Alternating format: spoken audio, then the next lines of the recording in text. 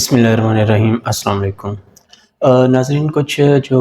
Breast feeding females ہیں، مائیں ہیں، ان میں اکثر یہ کمپلینٹ رہتی ہے کہ جو ملک سپلائی ہے نا، یا جو مطلب ملک پروڈیوس کر رہی ہیں وہ کم ہوتا ہے، اور جو ہمارے بچے کی ضرورت ہے نا اس کو میٹ نہیں کر پاتا، تو پھر وہ ڈبے کا دودھ جو ہے یا گائے یا بھینس کا باہر کا دودھ جو ہے نا وہ ان کو ساتھ میں سٹارٹ کروانا پڑتا ہے۔ تو آج کے ولاگ میں میں سوچ رہا تھا کہ اس ایشو کو تھوڑا سا ایلیبریٹ کیا جائے۔ اچھا، یہ جو کنڈیشن ہے نا کہ جس میں دودھ کی سپلائی جو کم ہوتی ہے بریسٹ فیڈنگ مدرز میں، اس کو ہائپوگلیکٹیا کہتے ہیں میڈیسن میں، یا ہائپوگلیکٹوریا یا اگلیکٹوریا۔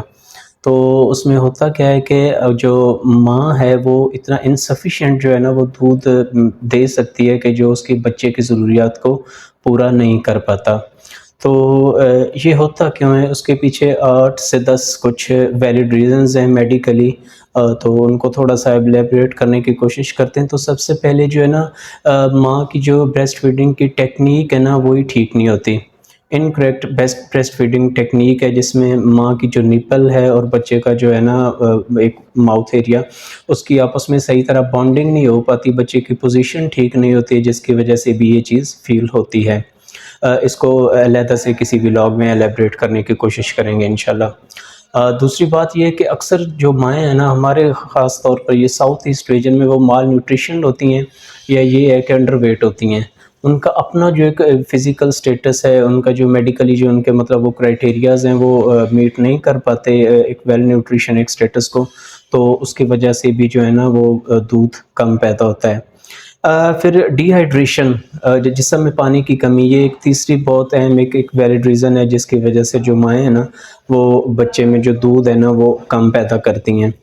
اس کے بعد کچھ میڈیکل ایشوز کو کور کرنے کی کوشش کرتے ہیں، تو کچھ ایسے ہارمونل امبیلنس ہوتے ہیں، جیسے کہ اگر کچھ مائیں ان میں ہائپوتھائرائڈ جو گلے کے وہ دودھ ہیں ان کا فنکشن جو ہے وہ آپٹیمل رینجز سے کم ہے، ہائپوتھائرائڈ میں ہے، تو وہ بھی ان بچوں کی جو ہے وہ لیے ملک پروڈکشن کم ہوتی ہے۔ پلس اگر وہ پولیسسٹک اوویرین سنڈروم جو ہے نا، جو ملٹیپل جو پانی کی تھیلیاں ہوتی ہیں ان کے انڈے دانیوں میں، ان کا اگر ایشو ہے تو بھی جو ہے نا اس سے ہارمونل امبیلنس ہوتا ہے، اور جو دودھ ہے نا وہ کم پیدا ہوتا ہے چھاتی میں۔ اس کے بعد جی آئی ہے کہ انسفیشینٹ گلینڈولر ٹیشو ہے، کہ کچھ جو مائیں ہیں ان میں جو گلینڈز ہیں جو کہ دودھ پیدا کرتے ہیں ان کی چھاتی میں، ان کی ڈیولپمنٹ ٹھیک نہیں ہوتی، یا ان کے جو نمبرز ہیں وہ کم ہوتے ہیں، تو اس کی وجہ سے بھی جو ہے نا یہ ایشو ہوتا ہے، میڈیکل اس کو IGT کہتے ہیں۔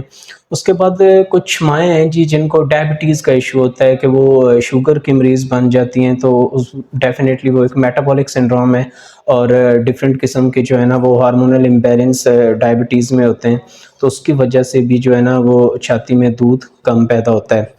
اس کے بعد بات کریں پیچوٹری گلینڈ کی، ایک گلینڈ ہوتا ہے ہمارے دماغ میں، اس کے اگر کچھ ڈس آرڈرز ہیں جو کہ فردر اگین اس کو ہارمونل امبیلنس کی طرف لے کے جاتے ہیں، تو اس کی وجہ سے بھی جو ہے نا دودھ کم پیدا ہوتا ہے ماؤں میں۔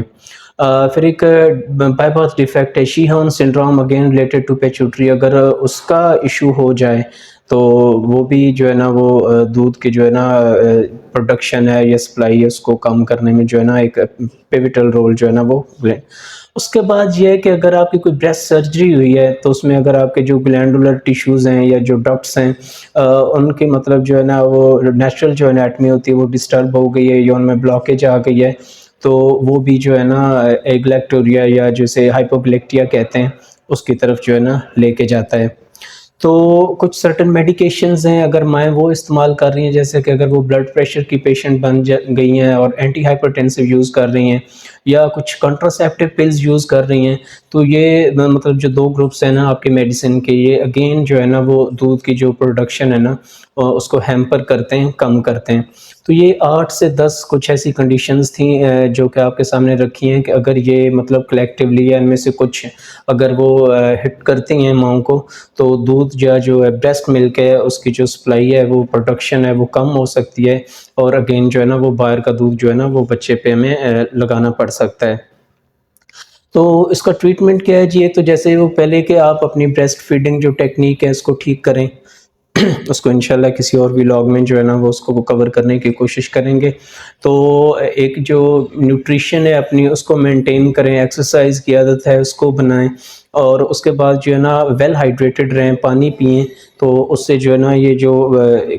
اچیویبل کازز ہیں نا وہ تو دور ہو سکتی ہیں. باقی جو میڈیکل ایشوز ہیں جیسے میں نے آپ ہائپوتھائرائڈ کا بتایا ہے, PCOS کا بتایا ہے, ڈائبٹیز ملائٹس کا بتایا ہے, تو یہ مطلب جو ہے نا وہ میڈیکلی ان کو کریکٹ کرنے کی کوشش کریں, اپنے ڈاکٹر سے کنسلٹ کریں, ان کا ٹریٹمنٹ ہوگا تو یہ چیزیں جو ہے نا وہ سیٹل ڈاؤن ہو جائیں گی. تو بات کرنے کا بیسک مقصد یہ ہوتا ہے کہ کچھ ایسے پروڈکٹس ان کا ریویو آپ کے سامنے کیا جائے, آپ کے سامنے رکھا جائے کہ ان کو یوز کر کے جو ان کے سائیڈ ایفیکٹس کم سے کم ہو, آپ خود جا کے پرچیز کر سکیں, اور جو ہے نا اس طرح کے جو ڈیلی لائف میں جو آپ کے ایشوز آتے ہیں ان کو ٹیکل کیا جا سکے. تو آج کا جو پروڈکٹ ہے وہ نیوٹری فیکٹر والوں کا ہے جی, لیکٹامور. وہ آپ کے سامنے رکھنا چاہتا ہوں کہ یہ ٹیب فارم میں ہے.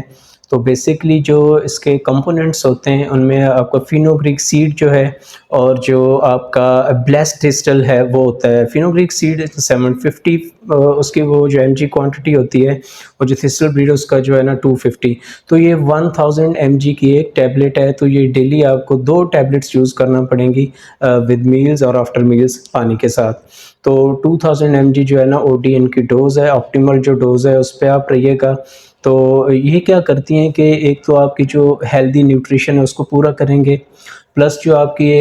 نیچرل بریسٹ ملک جو آپ کا گلینڈولر ٹیشو ہے اس کو انہانس کر کے, مطلب بریسٹ ملک جو ہے اس کی پروڈکشن کو زیادہ کریں گی. اور کچھ حد تک جو آپ کے metabolic syndrome due two diabetes ہے, آپ کا کاربوہائیڈریٹس ہیں, فیٹس ہیں, ان کی میٹابولزم ٹھیک نہیں ہو رہی, تو ان کو بھی یہ ہیلپ آؤٹ کرنے کی کوشش کریں گے.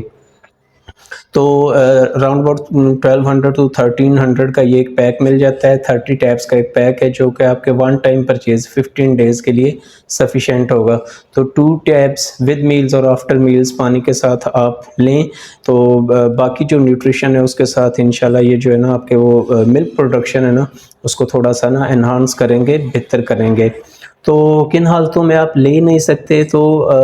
وہ کوئی خاص اس کے نہ کوئی اتنے سائیڈ ایفیکٹ ہیں اور نہ کوئی ویل اسٹیبلش کنٹر انڈیکیشن ہے. ہربل پروڈکٹ ہے وہ, اس میں کیمیکلز کا تو وہ کوئی ایشو نہیں ہے, لیکن یہ کہ ان کو لینے کے ساتھ کسی پیشنٹ میں ہیڈ ایک کا ایشو آ سکتا ہے, سر درد ہو سکتا ہے,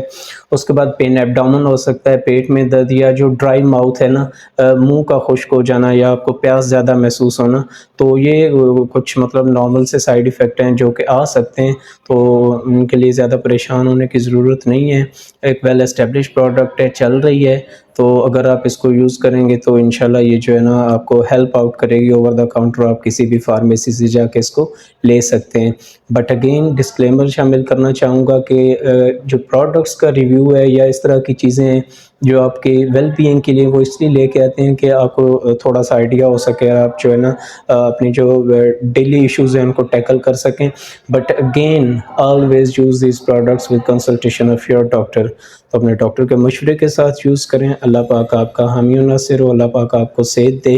اگر آپ کو ویڈیو پسند آئی ہو تو کائنڈلی اس کو لائک کیجئے گا, زیادہ سے زیادہ سبسکرائب کیجئے گا, شیئر کیجئے گا اپنے دوستوں کے ساتھ کہ میری انکریجمنٹ ہوگی, پلس جو ہے نا ڈیفرنٹ جو دوسرے لوگ ہیں, پیشنٹس ہیں, مائیں ہیں, ان کا بھلا ہو جائے گا. تو ٹل نیکسٹ ولاگ, اپنا خیال رکھیے گا, اجازت دیجیے, اللہ حافظ.